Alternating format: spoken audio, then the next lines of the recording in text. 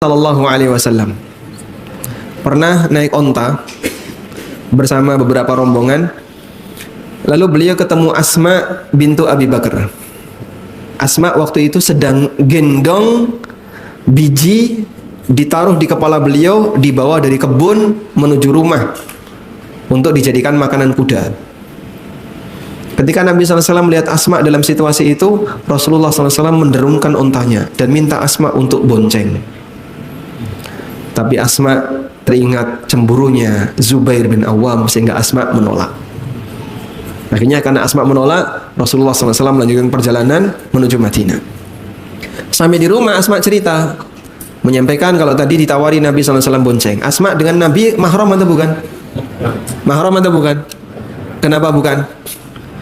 Karena Asma ini saudara ipar. Asma dengan Aisyah apanya?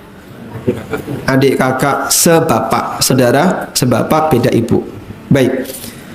Nah, ketika Asma cerita sama suaminya Zubair bin Awam, kemudian Asma bilang, aku teringat cemburunya kamu sehingga aku tidak mau naik. Apa kata Zubair? Andai kan kau naik lebih aku senangi daripada kau harus mengangkat ini dari kebun sampai rumah. Dan ini jadi dalil oleh sebagian untuk mengatakan bahwa boncengan lawan jenis hukumnya boleh selama tadi tidak terjadi sentuhan dan dilihat banyak orang. Artinya tidak terjadi khalwat. Terus ini Ustaz, ada sebagian alasan bahwa ini pernah terjadi juga di zaman Nabi. Di hadis Muslim ya, kalau nggak salah, itu Nabi SAW pernah ketemu sama Asma ya. Kemudian Nabi minta Asma untuk dibonceng, kemudian Asma tidak mau. Ini sebenarnya gimana ini? Apakah benar ini dalil yang boleh menjadi sandaran untuk terjadi apa yang disebutkan tadi, atau ada penjelasan ulama berkaitan itu, Ustaz? Ya, Masya Allah. Nah itu juga dalil paling kuat, Ustaz. Jadi apa namanya, orang itu kalau dia sudah ada hawa nafsu ke sesuatu, dia mungkin cari dalil-dalil yang bisa mendukung dia. Itu tidak bagus di pembahasan ilmiah. Pembahasan ilmiah itu pertama kita lihat dulu para ulama itu kayak gimana yang berjalan di tengah manusia.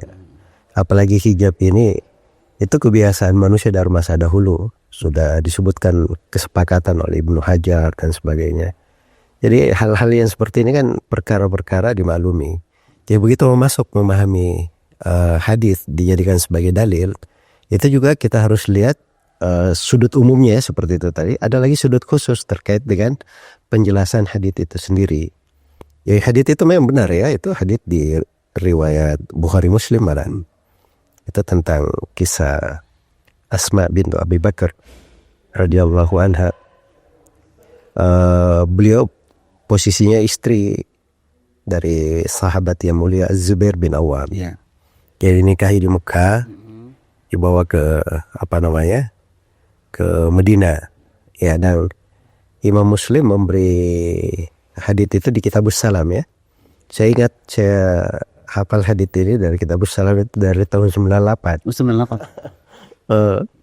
Ini bukan sesuatu yang baru berarti ya, sudah. Ya, maksudnya saya lama di saya Muslim kan.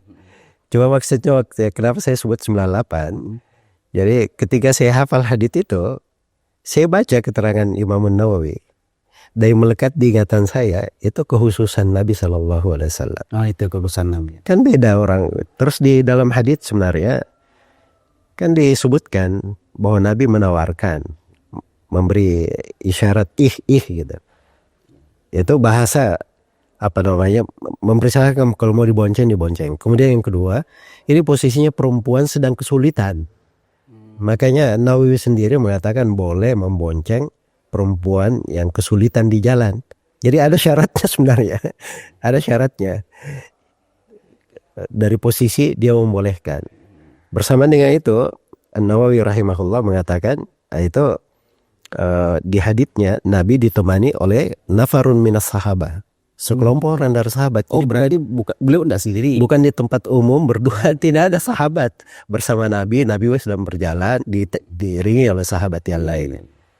Ya, kemudian Ibnu Hajar sendiri dan Al-Qurtubi yang mensyarah hadits ini dan selainnya, ketika Nabi memberi kode ih, yang memahami mau dibonceng siapa? Kan Asma yang memahami kan. Tapi terjadi apa enggak terjadi juga kan. Ya, enggak terjadi. Jadi kemudian kata sebagian yang mensyarah hadits ini, jadi ketika Nabi SAW menawari, itu ada kemungkinan Asma naik ke atas, beliau turun. Iya. Jadi bukan perbandingan bersama kan. Kan memang belum terjadi, baru ditawarin.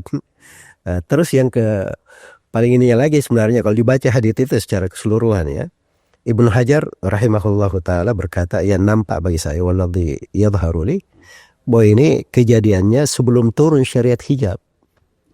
Jadi belum ada pelarangan. Jadi waktu itu belum ada syariat hijab, belum turun.